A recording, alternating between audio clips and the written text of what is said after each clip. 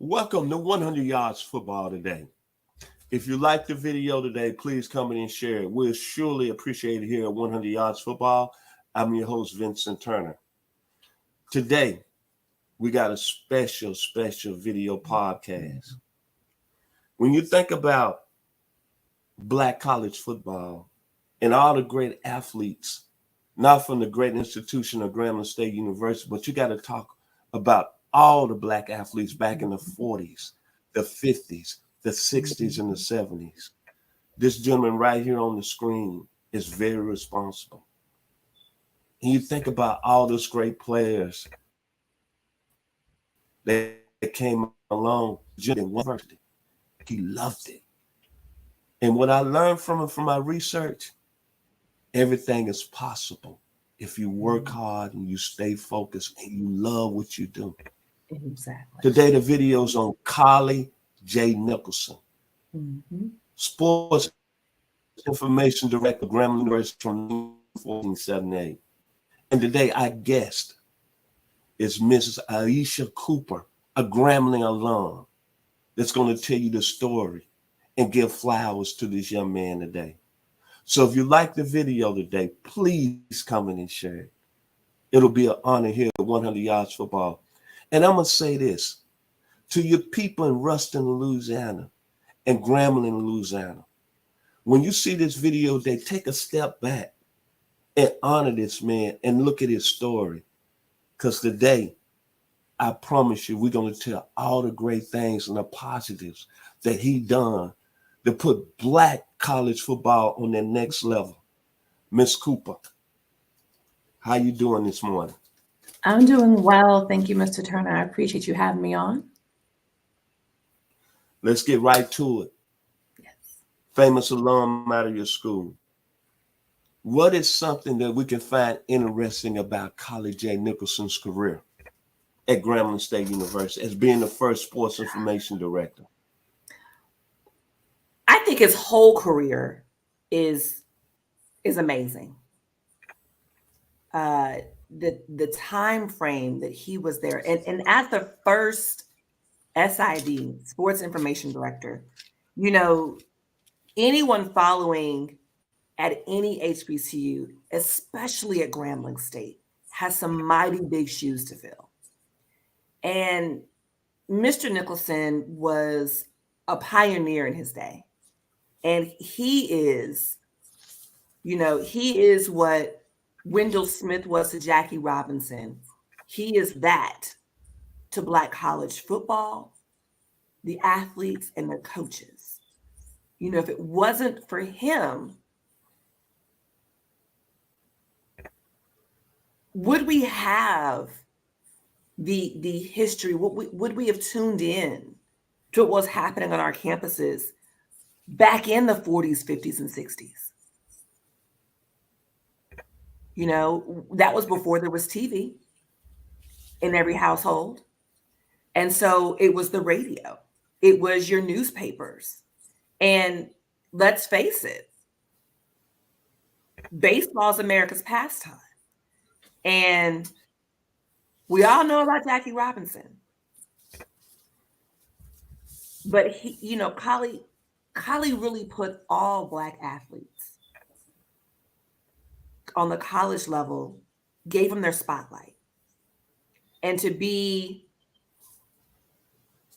the first of its kind and to do it at such a high level to where it garnered national attention from all of the major outlets. Man, let's pay attention to what's happening at this school in North Louisiana. What's happening down there at Grambling College then? You know, who is this coach we're hearing so much about and these players? This Eddie Robinson, what's going on? You know, and playing against other HBCUs and their athletes and their coaching staff. You know, that was all brought to light because of his, you know, his penmanship, his education, the level, the way he carried himself, the professionalism he came with. Every school didn't have that. Some schools didn't have, sports information directors, and some did, but they weren't doing a very good job. So they would like to come against and play Grambling State because guess what? We had Mr. Nicholson. They knew one thing for sure. He was going to cover both sides well. Whether you were on Grambling side or the opponent side, you were going to be covered well. Your name was going to be spelled right. It was going to be pronounced right on the radio. Your stats were going to be accurate. That information as it was, was given to the national outlets was taken accurately. And that is huge. That's what, gave a lot of athletes their opportunity to get to the next level because they weren't so unknown anymore. Coach Rob had an amazing career at Grambling State. And when you think of Grambling State, you rightfully do think of Coach Eddie Robinson, as you should. But we know of him outside of Grambling because of Mr. Nicholson. And his legacy doesn't just exist at Grambling. His legacy is worldwide. Amazing career. Amazing. I think when I look at Mr. Nicholson from this first question, and the interesting thing about his career is that he was a gentleman that got hired in 1948 in a situation whereas college football wasn't even thinking about the African-American schools. And then I look at a man that, number one, had loyalty for a university. He had love. He had honor. He had pride. But the key word, commitment. 1948, he pushed for Tank Younger to get in the NFL. Yep. But think about this. That really what I take away from his story. This is when you know people about that life. Granted, Coach Robinson was doing a lot of great things at Grambling State University. But when he took the job, they call him the Golden Pen. The Golden Pen. And what he did, he used to write up wires. He sent them to 400 black newspapers at the time. We're talking about the 40s and 50s. But this is when you know somebody, like I said, loyalty, commitment, pride. Who would have to drive to the Western Union Station? Yep. From Grambling to Shreveport, 75 miles one way. 150 round trip. Yep. Think about that. Let that sink in your head. We talking about the 40s, the 50s, the 60s, and all these other schools. Oklahoma, the Alabamas, the Texas, the USCs, they had people helping them in the SI departments. But he was one man. Yeah. And I don't know about this moment. Think about him taking a job in 1948 and staying there for 30 years. The 50s. Think about the turmoil in this country, the Emmett Till situation. Yep. Then think about the 60s with the civil rights situation. And he came through all that to put a little school in Grambling in Louisiana on the map. And then think about, look at the 50s. You had players like John Brody, Jim Brown, Johnny Majors, Timmy McDonald that was getting all the press. We talking about at a high level press of being a Heisman Trophy. Then you had the Oklahoma teams of the 50s under Bud Wilkinson, the 47-game winning streak. But he made Grambling present. Yep. By getting Tank Younger in the league in 1949. And then in the 50s, Jamie, Caleb, Mr. Al Richardson, and probably one of the greatest football players that ever played in the National Football League. Check the facts on it. Vince Lombardi said Willie Davis. And you look at what Mr. Nicholson did. He put them on the map. And then I want to say this before I get in the next question. Here's a guy that had a vision, but his love for Grambling State University at another high level. Yeah. And then look at all the players from the 60s and 70s. Buck Buchanan, Bill Atkins, Goldie Sellers, Preston Powell, Then in the 70s, Doug Williams, Buck Buchanan, Gary Big Hands Johnson. I can go on and on. Sammy White, Billy Newsome. And he was going up against the Bamas, the USCs. Exactly. And then you look at him put all those players and get all the publicity and put them in an NFL. And then even Willis Reed on the basketball side, along with Larry Wright, Ralph Gobb, baseball. And then you look at all this, and he was doing it at this little school down in Grambling. He was the one. And look what he was going against. Bama, Pat Trammell in the 60s, Leroy Jordan, Ken Stabler. Ohio State, Jack Tatum, Rex Kern, Woody Hayes. USC at the time in the 60s, O.J. Simpson, Galileo High School. Yeah. Texas with James Street. Then in the 70s, USC. Sandra Bam Cunningham, Anthony Davis. Texas with Earl Campbell. And think about this. He took Tank Younger and put everything in motion in 1949. And then in 1977, this last year, he took a guy from Zachary, Louisiana, that you should know, Doug Williams, and had him finish fourth in the Heisman Trophy. Yeah. At a time with Earl Campbell, Terry Miller, Ken McAfee, and Ross Browner. Yeah. Man, this gentleman set the tone for so many people. Not at Grambling, but throughout the country for the African-American athlete from a Black college football standpoint.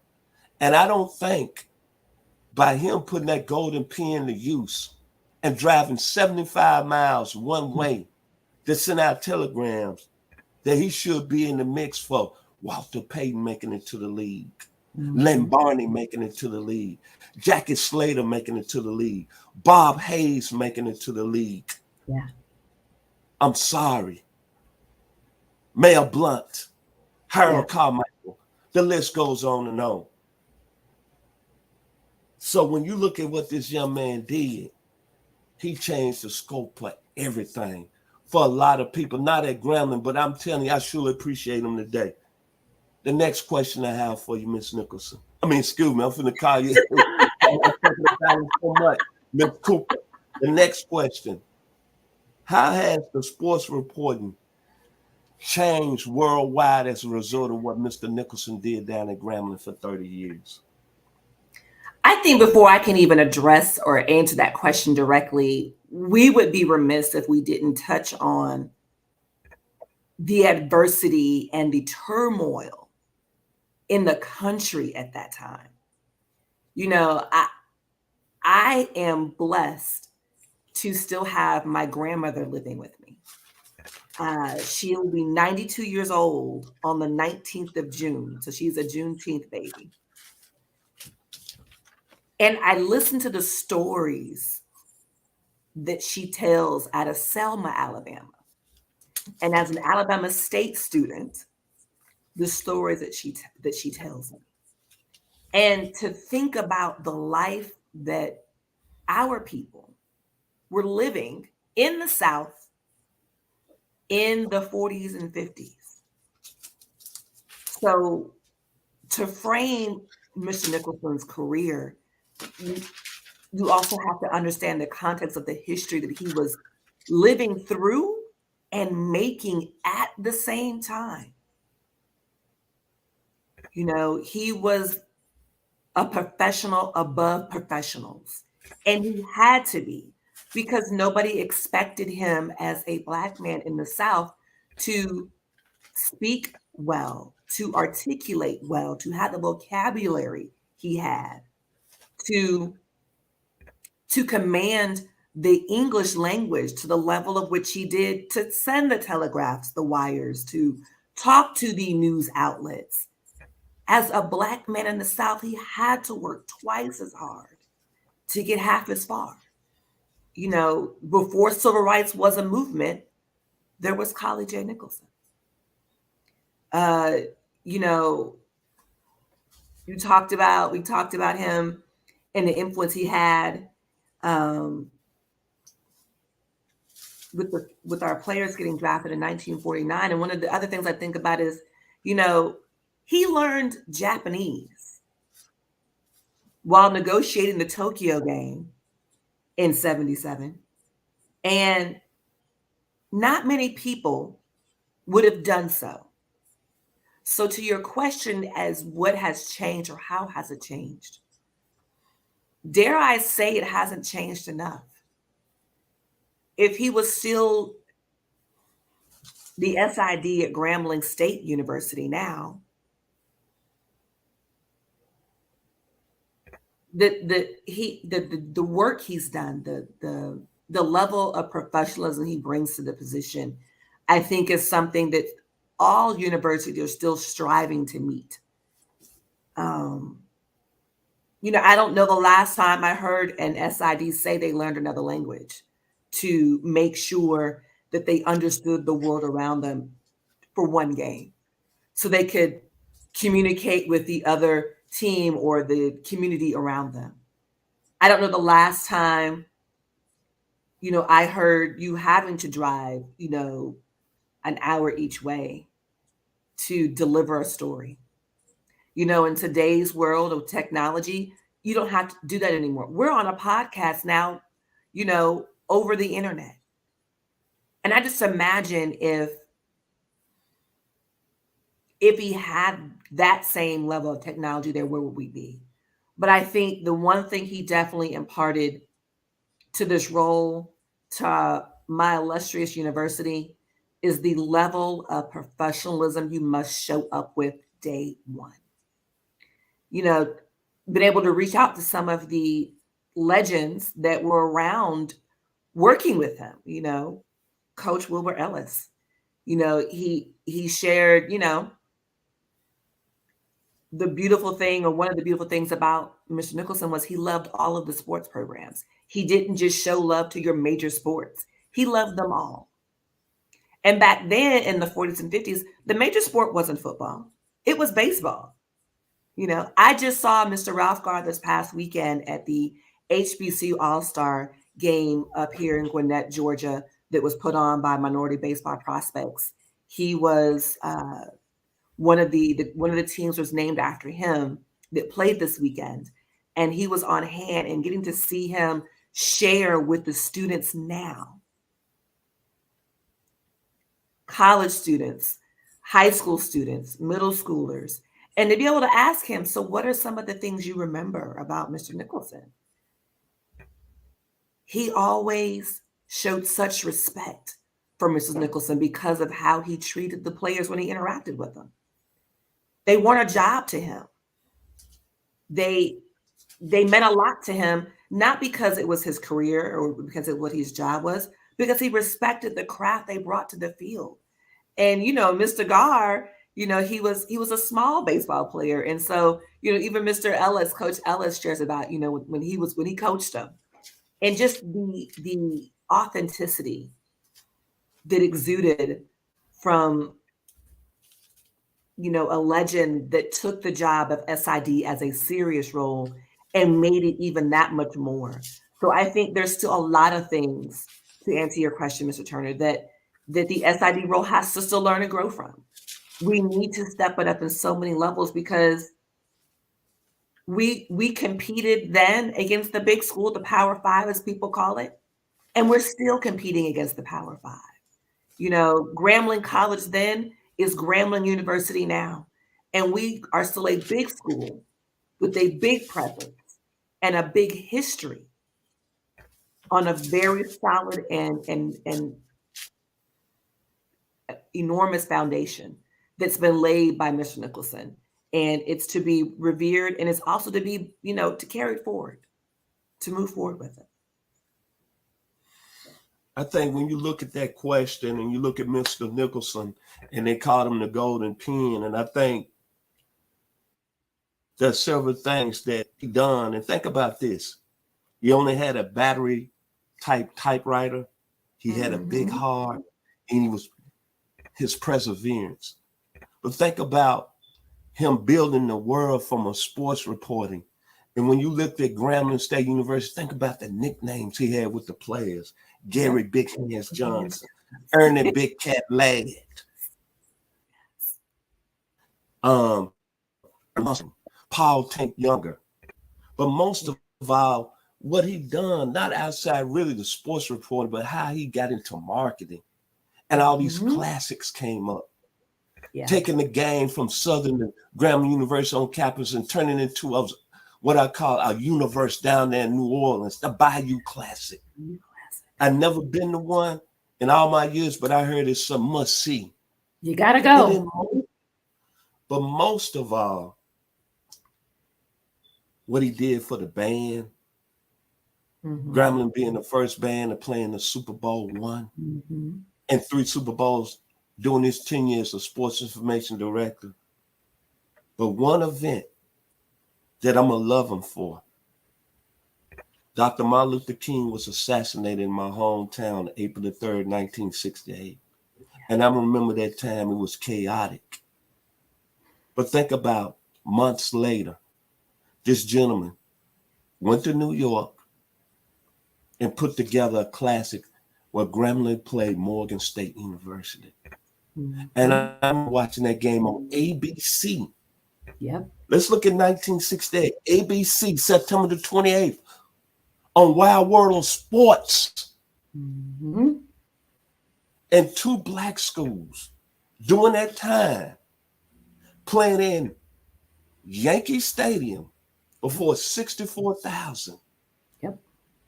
In the country looking at that game and saying, oh, something might go down. But 2 schools playing at a high level. And then the players in that game, James Jack Harris, Charlie Jordan from Grambling, Morgan State, Raymond Chester, Mark Washington, the great writer, Bill Roten. And think about how that restored the pride, not from a sports standpoint, but also from a culture standpoint. After we had one of our great leaders assassinated. And the gentleman that was behind that game in Grambling State University, you need to stand up today. That's right. Collie J. Nicholson. Yes. It can't get no better. No, it cannot. And it changed my life as a sports fan, really, even though I was going seeing games at 6 years old at Tennessee State. But that was a lot of respect. For him to able to get that game played on national television, on Wild World of Sports. After that situation that happened in 1968 in our country, it put Grambling State and black college football to another level. And also the black schools. Mrs. Cooper, what do you think the administrators and the athletic directors can learn from Mr. Nicholson's great career? That is a great question. There's so much that we can all learn from his career. And there's so much that we can all learn from the way he lived his life. But I think as it relates to our athletic administration and in athletics in general, I think the biggest takeaway is to be intentional. You have been given a great responsibility and role, and you have the ability to shape not just your personal careers, but those are the athletes that you're interacting with. Use that to their good and yours, and don't take it lightly. You know, we talked earlier about the commitment that Mr. Nicholson had and brought to that position. We don't see that these days. You know, people don't stay in one job for 40 years, you know, and I'm not saying that that's the ask nowadays, but at the very least, that's the work ethic you should bring to the position. You know, if your contract was there for 3 years, work at it like it's your 30th. Work at it like that's the only job that's going to speak of your capabilities, your talents, your career, your skill set. You know, that's not a stepping stone position. It is a great position of great integrity and a great responsibility. And I think that, you know, that level of ethic, work ethic, and character and dignity in the position is one that can be strived for and that we can work to achieve. You know, we really want to, you know, to look at his career. You know, he accomplished some amazing things as a sports information director at Grambling State University, college, then university. And anybody in that role can look at it and see where it can take you if you work at it and carry it with that level of respect, character, and integrity, but also understanding the importance of that role, the impact of the athletes, like we talked about earlier, and you mentioned the nicknames he gave the players that stuck, you know, throughout their professional careers, that those names stuck. You know, the coaches he's able to impact and elevate. Coach Robinson, they had a great relationship, you know. And you look at, you know, when Coach Robinson, you know, won his 400th game. When you look at, you know, the history that he had there and putting Grambling on the map as a city, then a school, then an athletic program. It's amazing. All of that can be traced back to the pen, the typewriter stripes and strokes of Mr. Nicholson. So I think that is something that our athletic program, our current SIDs and ADs, athletic directors, as well as our administrations, the presidents, the provosts, your VPs, you know, that's a team. You know, it's not just one person, it's a team. And he understood that very well. And that is why you were able to see those games on the worldwide world of sports, is because as a team, they move together as a unit. And I think that is something we need to see more of. Okay, as we talk about this great man today, Collie J. Nicholson, as a proud Grambling State University alum, what is something that you would take away and put into practice today as we finish up the day here on 100 Yards of Football about Collie J. Nicholson? You know, thinking about his story, and as an alum today, not allowing the adversity that the world has going on around me to dictate my level of commitment, the professionalism that I'll bring to the situation, but rising above it. You know, when you think about from a historical standpoint, he started his career when, you know, Jim Crow, segregation, Green Book, there were limits from a legal standpoint when, you know, blacks and whites couldn't be in the same room, use the same bathroom. You know, you mentioned earlier when, you know, that Martin Luther King being assassinated and him having to still be a professional, but lead our community forward. And if we allow the current state of our country, of our individual cities, the current state of our HBCUs, if we don't give the appropriate attention and credence to them, and we allow the political climate to detract or deter or hinder us as alumni, the impact that has on our universities. And Mr. Nicholson didn't allow those things to hinder him. Yes, he experienced them. Yes, he had to learn to work within the constraints of what was there. But with all that being said, from 48 till now, we're still talking about him. He still has relevance. He still has great impact. He's still teaching me an alum how to be a great alum, how to rise above the turmoil, the different political views. We may not see eye to eye, but we have one thing in common: our community, our love of Grambling, and seeing it move forward. And not just Grambling State, but all HBCUs move forward, because as one goes, we all go. They are a part of our community, whether we attended them or not. We are responsible to them.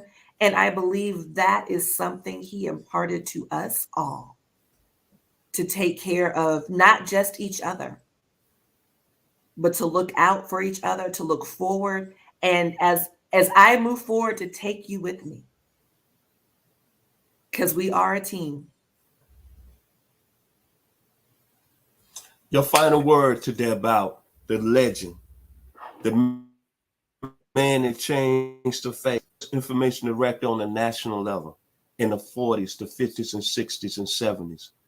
Your final words today on Collie, J. Nicholson. To make him proud. As a Grambling State alum, I want to do my university and the legends before me that have given me this great opportunity to sit down with you today and share about a piece of our history.